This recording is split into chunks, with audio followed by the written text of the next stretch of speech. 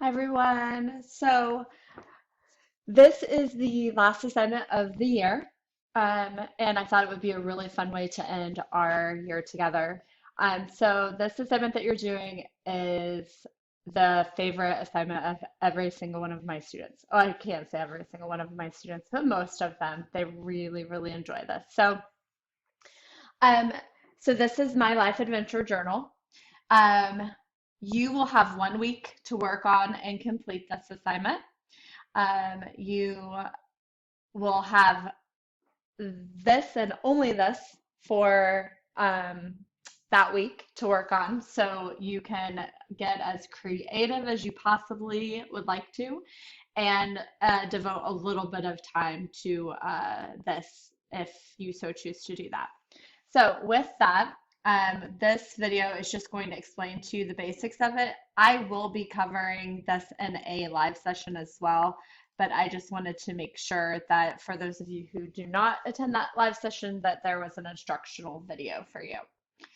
So this assignment is for you to kind of start thinking about your future and some things that you would like to plan and that you would like to do.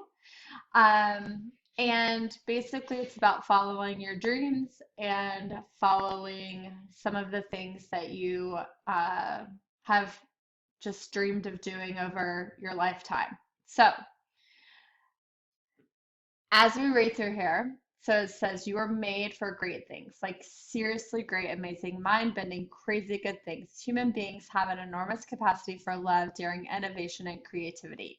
Your job here at school is to try to tap into and find the quiet, or maybe not so quiet voices in your soul that are calling you to follow your passion. You may not believe it right now, but school is really all about you finding out who you are and what you believe in.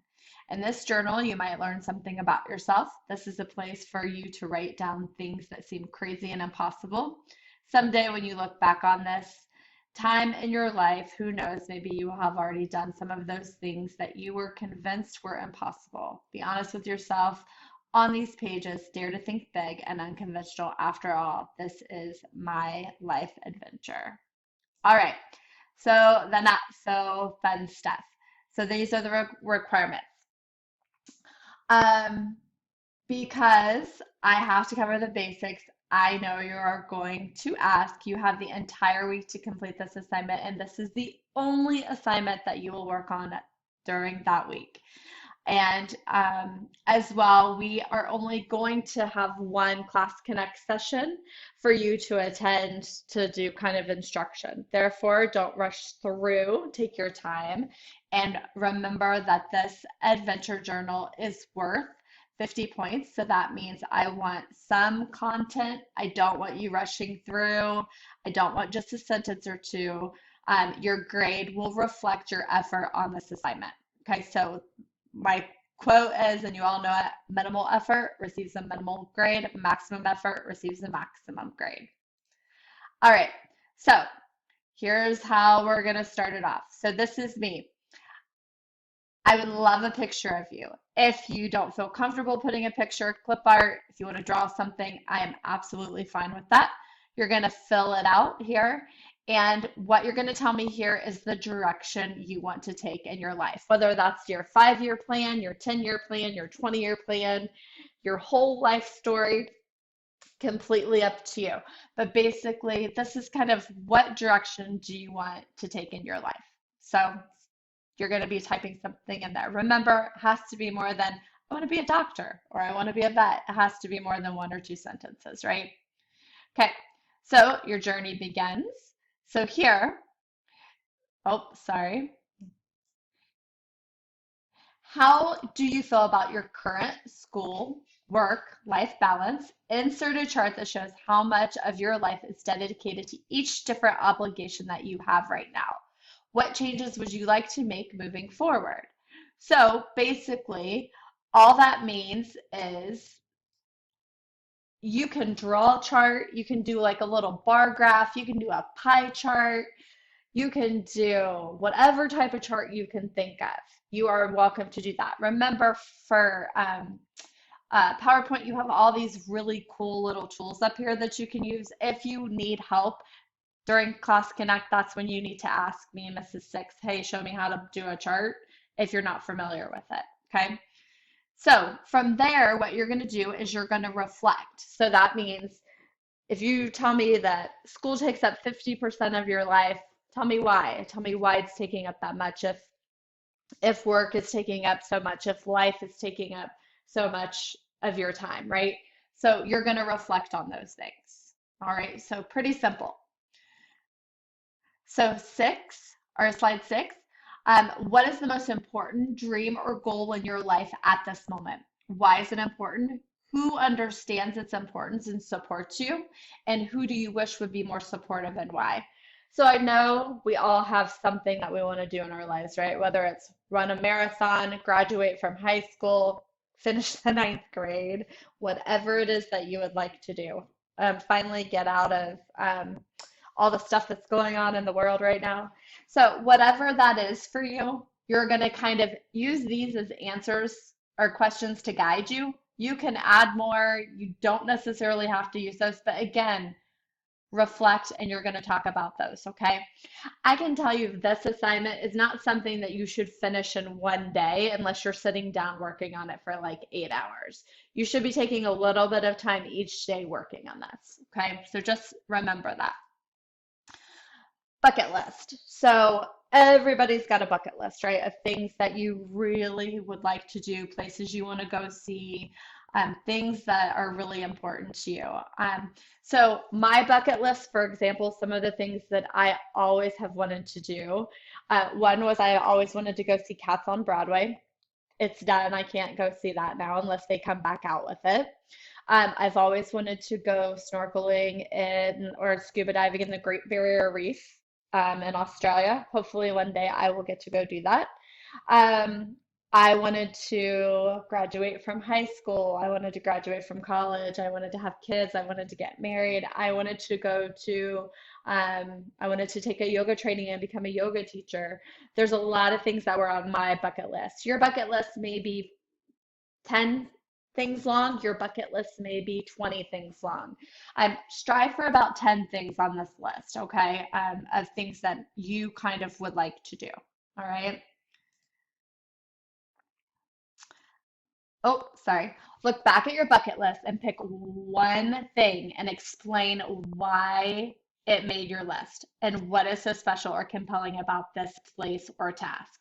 So, if you want to visit Hawaii, why do you want to visit Hawaii? If you want to have children someday, why do you so desperately want to have kids one day?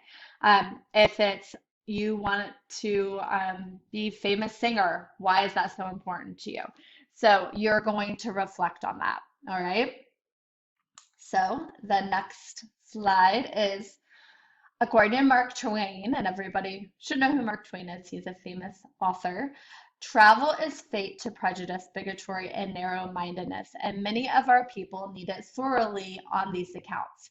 Broad, wholesome, charitable views of men and things can be acquired by vegetating in one little corner of the earth all one's lifetime. So, what you're going to do is you're going to look at this metaphor of traveling is fatal.